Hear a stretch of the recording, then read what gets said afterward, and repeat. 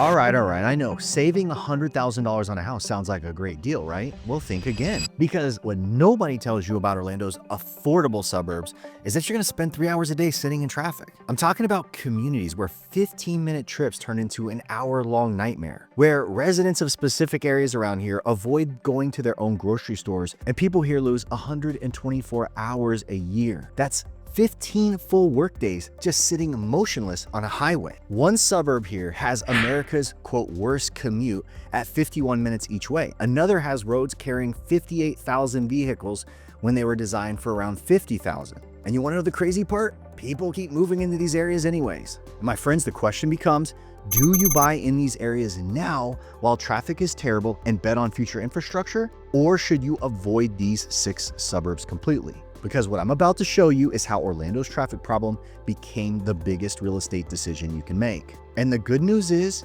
many of these suburbs are priced really nice, and the major value you're gonna get from this video is that some of these suburbs, they're priced amazingly well for what you get, and help is on the way, literally around the corner in 2026, while some of these suburbs are not gonna see relief till around 2032. You have to know the difference, especially if you are gonna be on the roads for work and things of that nature. And my friends, if you pick the wrong area, some of these areas will have you sitting in your car for 15 work days per year looking at your friends on the highway. So with that said, let's get into the update. All right, let's start with the absolute worst.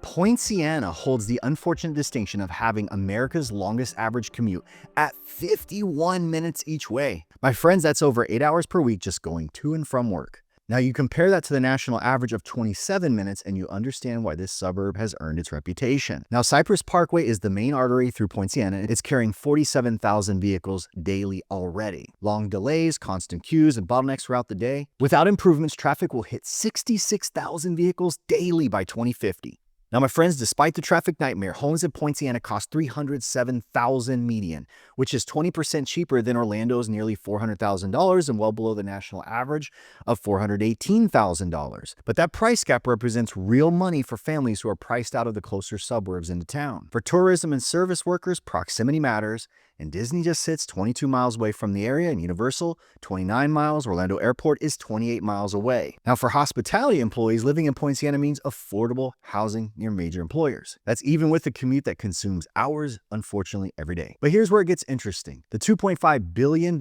Southport Connector Expressway represents the centerpiece of Poinciana's traffic solution. The CFX board makes their final decision December 2025, and if approved, construction will take up to 10 years to complete. The bottom line is that residents today face at least 5 to 10 years of worsening congestion before billions in infrastructure investment pays off the dividends. But if you're willing to wait it out, Poinciana could be a smart long-term bet. But if you need a reasonable commute today, this, my friends, most likely is not going to be your spot. Number 2 is Lake Nona. Lake Nona, my friends, is the complete opposite of Poinciana on the affordability spectrum, which is wild take when you have to deal with traffic. This is a premium development with A-rated schools and cutting-edge amenities.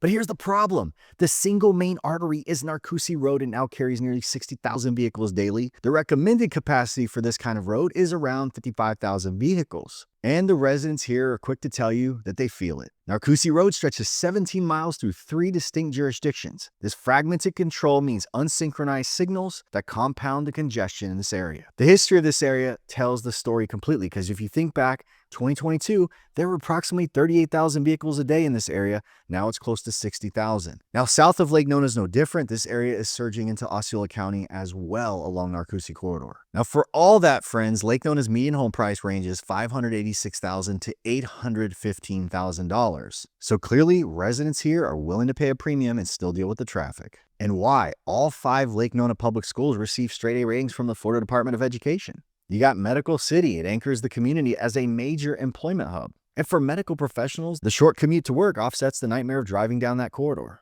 The other thing, too, is that Orlando International Airport ranks as a consistently cited top draw for the residents of Lake Nona. You're just 8 to 14 minutes from MCO, and this matters more to business travelers than dealing with Narcoossee Road congestion for other trips to the store and things of that nature. But here's the harsh reality. Further widening of Narcoossee Road is essentially impossible because the road already is expanded from 4 to 6 lanes in 2023, and it runs through an environmentally sensitive land. On one side, you have Lake Tohopekaliga. On the other hand, you have no room for growth. The 534 toll road represents the only major relief plan, and this 14-mile limited access expressway would run from the 417 to Nova Road, specifically designed to relieve Narcoossee Road congestion.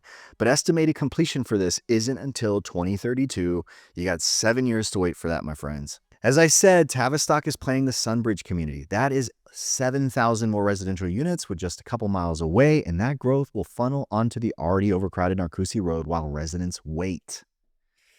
Yes. So if you're a medical professional working in Medical City or a frequent flyer who values airport proximity, the trade-off might work. But you're paying premium prices for a traffic situation. The near future is probably not going to get better. Okay? My friends, I'm not saying in any of these places, the cities on this list, you should opt out, not consider altogether. I'm saying if you hate traffic, these are the top rankers. I love them all. They're like children to me. I could live in any of them, provided I had a helicopter. Let's carry on. All right, my friends, South Kissimmee occupies a unique position because of the 192 corridor that runs through Kissimmee. And this ranks as the 7th worst traffic in the United States.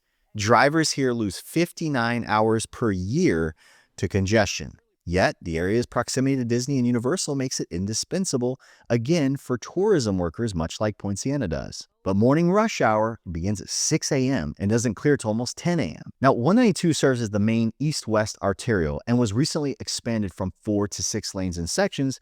But despite these improvements, congestion remains severe because the problem is the tourist traffic compounds commuter misery. You're not just competing with locals heading to work. You're sharing the roads with millions of tourists who actually are visiting Disney, Universal, and other attractions. Any of you that have driven through the area know that the west side of 192, closer to Old Town, the theme parks, living over there is a nightmare if you're driving through that in the afternoon, any given day. Now, despite all this, home prices in South Kissimmee are modest, low to mid 300s. Again, far cheaper than national or the rest of Orlando's averages. But for hospitality workers, tourist workers, things of that nature, your workplace isn't far away. It's not a terrible commute for you, but for anybody else, this might be a tricky spot to live for everyday life. But my friends, good news for South Kissimmee, there are over $34 million in funded projects already underway, but the timelines to bring relief for a lot of this area is 2026 to beyond 2030. To highlight a few, you've got almost $28 million for 192 resurfacing projects. Construction has already started in 2025. You got an over $3 million expense for an intersection upgrade at John Young Parkway and Oak Street. Look for that to complete next year in spring. And the John Young Parkway and Pleasant Hill Road flyover represents the most ambitious construction project, which is funded for fiscal year 2027. Florida's Turnpike widening projects add capacity in the region, but that's going to run through 2030. So bottom line, folks, if you work in tourism or hospitality, or you plan to, this might be the place for you. If you're further than that, commuting anywhere else, you might be facing some of the worst traffic in America. Do your homework first. Hey, it's me interrupting myself. Are you selling or buying? One call, that's all you need, and put nearly 4,000 home sales and 23 years of experience to work for you. Jared Jones is the way to go. Call 706-5000. Number 4 on the list, St. Cloud, Florida. Say it isn't so. My old birthplace. Officially, I was born in Kissimmee. I was made in St. Cloud. I grew up there. I love it. Let's go. Let's go buy a house in St. Cloud, folks. Don't listen to this nonsense. I'm kidding around, team, but St. Cloud residents have watched this community transform in fast forward, and multiple neighbors report the same story. 5 to 6 years ago, getting home from the Turnpike took 10 or 12 minutes, but now it can be 45 minutes. Traffic on Narcoossee Road's southern section in Osceola County jumped 40% in just 2 years. St. Cloud commuters depend heavily on Narcoossee Road, and Osceola County section saw daily counts jump from 29,000 to over 41,000 in 2024. With all that, average commute times hit 37 minutes versus just 26 minutes of the national average. The Florida Turnpike entrance at Clay Whaley Road creates St. Cloud's worst bottleneck because only the northbound entrance to the Turnpike exist in St. Cloud proper, and 2-lane roads leading to this entrance causes major morning backups. Despite all of this, though, St. Cloud home prices range from $372,000 to a $451,000 median, which represents significant savings in the area compared to Lake Nona's premiums. Housing expenses run 39% lower than the national average here, and cost of living sits 11% below national average. But compared to the expensive Orlando suburbs, St. Cloud offers larger lots, fewer HOA restrictions while maintaining reasonable access. East Lake Tohopekaliga waterfront access provides recreation, and the new Brightline high-speed train to South Florida sits just 20 minutes away, opening connections from this area to Miami and Fort Lauderdale. Now, the $225 million Caney Creek Road widening represents the largest near-term project, with design fully funded beginning fiscal year 2026 and right-of-way acquisition fully funding by fiscal year 2027 at $68 million.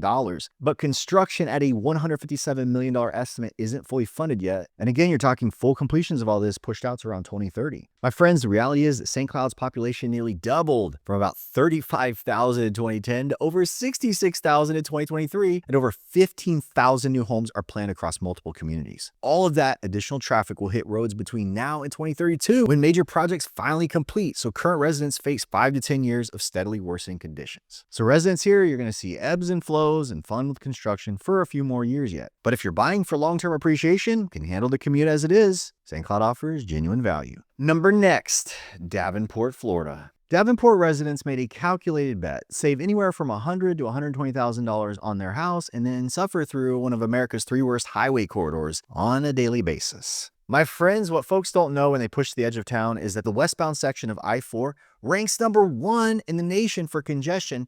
Many drivers, depending on where they gotta get off, they lose 124 hours per year. That's 15 work days sitting on I-4. Wildly, this stretch actually beats Los Angeles Interstate 5 for worst traffic in America. From Davenport to downtown Orlando, you're covering 34 miles. In non-rush hour traffic, it's going to take approximately 44 minutes, but during rush hour traffic, you could double it or worse. Now, Disney World sits just 11 to 13 miles away. It should be a 18 to 30 minute drive, but during rush hour, it could push out to towards an hour or more. The US 27 I-4 intersection near Posner Park creates a notorious congestion hotspot, and Old Lake Wilson Road sees journeys taking over an hour rather than 15 minutes during rush hour on what should be a simple local route. With no public transportation, car dependency is absolute, forcing residents onto congested roads without alternatives. But despite all this chaos, Davenport's housing market offers one of the largest price advantages in the entire Orlando metro area. We're talking median home prices from the low to mid 300s. Your money goes pretty far here. And if you're a Disney adult on a budget, there's really not a lot of better places to talk about than Davenport. But get this, the real story is behind vacation rental investments, because this area in Davenport hosts 26,000 plus vacation rental properties, income properties for Airbnb for people that own these all over the country. They're generating $3,000 to $5,000, $6,000 a month, and with lower upfront entry costs to buy one, potential returns of proximity to Disney at just 11 to 13 miles makes it ideal for vacation rentals. Resort-style communities like Solterra, Aviana, Champions Gate, Reunion, the mini Windsor communities, they're amazing vacation rentals for investors or even second home buyers. But here's what makes Davenport completely different from every other suburb on this list. Relief is already arriving right now. Governor Ron DeSantis' $2.5 billion, quote, moving I-4 forward program accelerated the timeline from a 2030 completion to 2026. And that's a stunning 10 to 20 year advancement ahead of the original schedule. And the Accelerated Start program opened in April 2025, which was 8 months ahead of schedule, and it added a 1 lane each direction from Highway 27 to World Drive. Man, it's amazing what Disney gets done. Commuters have reported immediate relief, noticing the difference of what used to take 20 or 30 minutes to go 5 or 6 miles. You're now going at a mile a minute. Now, projects 1 and 2 are happening simultaneously in 2026, creating a final configuration of 3 to 4 general use lanes plus 2 express lanes in each direction, while major interchanges are receiving full expansions. The bottom line is that near-term relief is already here. This year, we already had lane openings making an immediate difference, and the full moving I-4 forward projects, again, are around the corner. You have continuous express lanes and significantly reduced congestion on the way. Number 6, Apopka, Florida. Now, here's the deal. Apopka has learned hard lessons about what happens to a city when they grow 7% in a single year, with 2-lane roads everywhere still serving as the main corridors. And it was a tough lesson learned, sadly, with accidents and things of that nature and people getting hurt and fatalities even. Now, when crashes shut down these 2-lane corridors, the entire city grids to a halt. So you have an underweight traffic support system, and on top of that, you have dangerous connections in between. Then you have accidents on these 2-lane roads, and then the entire city can then grind to a halt. And this was kind of the common occurrence for those in Apopka. And people in the area will tell you this was a common, frustrating occurrence for a really long time. Now, downtown Orlando sits just 20 minutes away without traffic. Theme parks require maybe 25 to 30 minutes, and Orlando rush hour doesn't dramatically extend times within Orlando proper, but congestion builds significantly at key bottlenecks. 441 serves as a critical corridor, and the 2007 problem of this area still exists today. There's essentially one way in and one way out, so if the area at 441 and 436 shuts down, you're going to consider yourself almost certainly late for work. Heavy congestion during peak times, limited alternate routes, and frequent crashes shut the area down, and people will often say this is kind of like my daily experience these days. Now, here's the deal. Despite these infrastructure challenges, Apopka's median home price ranges in the upper threes to low $400,000 point. Compared to Orlando, Apopka prices run meaningfully below many of the submarkets, making it an affordable option. The community maintains a small town feel despite just sitting 12 miles northwest of downtown Orlando, and rapid development brings new neighborhoods, shopping plazas, and amenities. The area is growing like fire, and honestly, the 429 Beltway has helped a ton. There is a lot more improvements in this particular area. But beyond that, there's more help on the way. You got a $28 million Ocoee-Apopka Road widening for almost 2 miles, representing the most significant improvement, with a $17 million build award granted in 2025, providing federal funding for the transformation from 2 to 4 lanes while adding bicycle lanes and multi-use paths. Now, the timeline stretches across 6 years, unfortunately, with estimated completion toward 2031. Final design is around the corner, and construction will be happening over the next 5 years. Now, added to that, you've got 429 corridor capacity improvements covering 13 miles at a cost of almost $400 million. With construction that began in 2022, completion is anticipated later this year, and there's an expanse to 6 lanes. Again, it's a beautiful thing. You also have the new Binion Road interchange construction that is anticipated in 2026, that will complete in 2028, will improve access to 429 from the southwest part of Apopka. I'm going to be honest, and I put Apopka further down the list, that while I've heard a lot of clamoring about the traffic over the past 5 or 6 years, I feel like a lot of it is in transition. So there's a lot of help. I feel like this area got resourced early as the counties and as the area figured out growth is coming. We are ground zero where people want to live. A lot of that infrastructure is being met with the improvements it needs. So I would say I put in this far on the list of the top 6. There you have it. 6 top Orlando suburbs with traffic so bad they made the national ranking. And honestly, what I want you to take away of this is the trade-offs, because people are moving in these suburbs for a variety of reasons. Maybe it's close to their job. Maybe it's a big savings. They get the house they want, proximity to the theme parks or master plan communities in the area. A lot of people are remote workers. They don't care. But ultimately, sometimes you will leave your house. You want to double check exactly what the traffic flows look like, because these are legitimate concerns, especially if you're doing this right. You're planning to own this home for the long haul. Did I help you understand the marketplace better here in Orlando?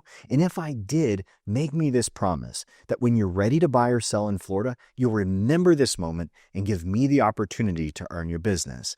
Even outside of Orlando, I can help you by connecting you with a trusted agent. I honestly do not make these videos for ad revenue. I make them to build a relationship with you before you need me. So please, if I've added value, do me a favor and commit right now to give me a chance when the time is right. And if you haven't done so already, do me a favor, drop down below, smash the thumbs up. It'd mean a lot to me and help the channel. Consider subscribing so you don't miss these regular updates on growth, housing market, and data news across the Orlando market. Jared Jones is the way to go. Call 706-5000. If you're in the Central Florida area and you're looking for a great church, I'd love for you to join me at the Grove Bible Chapel. Just visit joinmeatthegrove.com for full details.